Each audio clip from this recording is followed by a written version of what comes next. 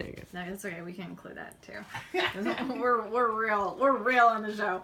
Anyway, my weed epiphanies always, I have this sense of like, they're so simple that like, they're so simple that then I think, but they're so no, this really sounds, but they feel so profound. Right.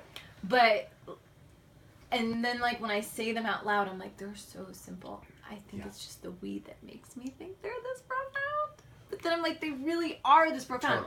Totally. Okay, so let me tell you what I thought of when you were telling the whole story about the show, which was fascinating because now that we've had this year perspective. Right. So what I had this major epiphany about, also because I am also a writer and a producer. So that means, and an actor, but the producing part is what makes you feel sometimes like, even if the idea wasn't yours, you're around it and you're creating it. So then all of a sudden it becomes yours. That's what you think. Right. It becomes yours. Right. When really the truth of the matter is, it's not yours. It's never yours. You're there to help shape it, to help make it grow, to help make it flourish. And then I was like, it's like a kid. Right. I mean, we always, in life imitates art, but I'm like, it's like a parent. Like, Parent. You didn't, like, the kid picked you, or it didn't, and it's with its circumstances. But you as the parent, you don't own the kid. Right. That's not your life. You're there to, but you have to have this letting go. And that's the thing that, like, so many people around art projects don't do, is they like glob on to their friend's idea who had the original, and then they're just like, and then they get involved and they get involved and then they're like, it's mine. Right. And it's like, That's no, very interesting. Yeah. it's not yours. It's like a child. You have to let it grow and breathe and live its own life, and it's not here to live your life. It's not here to, you can't live vicariously through it. No, it's its own thing. Right. Definitely. That's very profound. And that is true of kids and true of art.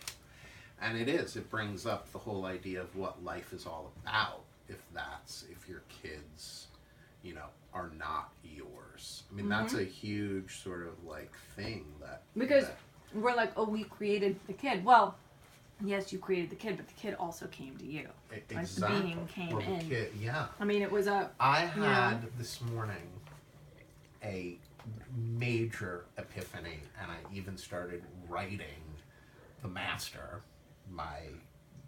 You do an initiate report every month. Usually I'm way late on that, like a week late, 2 weeks late. Shocker. This time I was like 25 days late.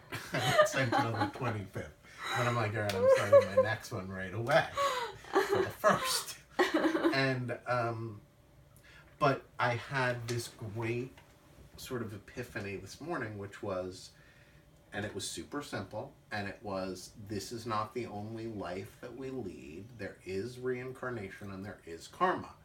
And I was like, okay, well, why is that a revelation? Only because it was an internal realization that I can't put into words and say, this is how I knew that.